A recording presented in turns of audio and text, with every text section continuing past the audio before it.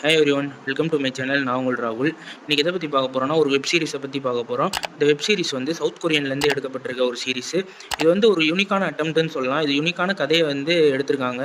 எப்பயும் வந்து சவுத் கொரியாவிலேருந்து வர்றது வந்து கொஞ்சம் தரமாக தான் இருக்கும். அதே வகையில் இதுவும் கொஞ்சம் தரமான வெப் சீரிஸ் தான். இந்த சீரிஸோட பேர் வந்து கர்மா. இது மொத்தமாக 6 எபிசோடு இருக்குது. சரி, இந்த சீரிஸோட கதைக்குள்ளே போவோம். அதாவது வந்து இந்த கதை என்னென்னு பார்த்தீங்கன்னா, ஹீரோ இருக்கார்ல, இந்த சீரிஸோட ஹீரோவுக்கு வந்து ஒரு 500 மில்லியன் கடன் இருக்குது.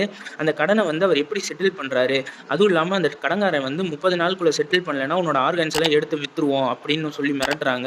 இவர் வந்து அந்த 30 நாளுக்குள்ளே எப்படி அந்த 500 மில்லியனை வந்து செட்டில் பண்ண போகிறாரு, இப்படிலாம் யோசிச்சுட்டு இருக்கும் போது ஹீரோவுக்கு வந்து ஒரு நாள் வந்து ஒரு தெரிய வருது. இந்த மாதிரி அப்பா வந்து இன்சூரன்ஸ் பண்ணியிருக்காரு, அந்த இன்சூரன்ஸ் அவர் வந்து செத்தாருன்னா நம்மளுக்கு தான் அந்த காசு வரும், அதை வச்சு செட்டில் பண்ணிடலாம் அப்படின்னு சொல்லிட்டு அவரை கொல்றதுக்கு ஆள்லாம் ஹீரோவே செட் பண்ணுறாரு. அதுக்கப்புறமேட்டு இந்த கொலை பண்ண சொல்லி ஆள் செட் பண்ணதுக்கப்புறம் எவ்வளோ பேர்லாம் நடுவில் வராங்க, அப்புறம் எவ்வளோ பேர் எந்தெந்த கேரக்டர்ஸ்லாம் உள்ளே வருது, கடைசியில் வந்து அவர் நினச்ச அந்த 500 மில்லியன் அவனுக்கு கிடச்சிச்சா, ஹீரோக்கு கிடச்சிச்சா, அப்புறம் ஒவ்வொரு கேரக்டர்ஸோ கொலை பண்ணுறதுக்கு ஆள் செட் பண்ணதுக்கப்புறம் எத்தனை பேர்லாம் நடுவில் வராங்க, நிறைய கேரக்டர்ஸ்லாம் நடுவில் வரும், அவங்களாம் என்னென்ன பண்ண போகிறாங்க அப்படின்றதெல்லாம் வந்து கடைசியில் முட்டி மோதி யார் தான் யாருக்கு இந்த காசு கிடச்சிச்சு, ஹீரோ வந்து அந்த 500 மில்லியனை கொடுத்தாரா அப்படின்றத இந்த படத்தோட கதையாக போகும். ஒவ்வொருத்தரோட கேரக்டர் ரைட்டிங் நல்லா இருந்துச்சு. ஏன்னா வந்து கொஞ்சம் யூனிக்கான அட்டம்ப்ட்ன்றப்ப அதில் வந்து கேரக்டரோட ரைட்டிங் வந்து முக்கியமாக இருக்கணும். அது வந்து நல்லா இருந்துச்சு.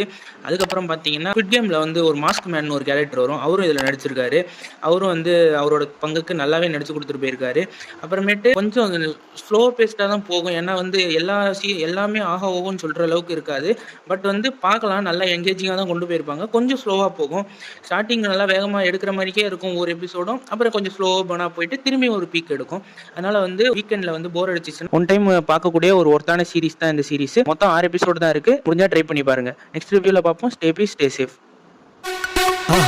மறக்காம சர்ப்ரைஸ் பண்ணுங்க. தேங்க்யூ.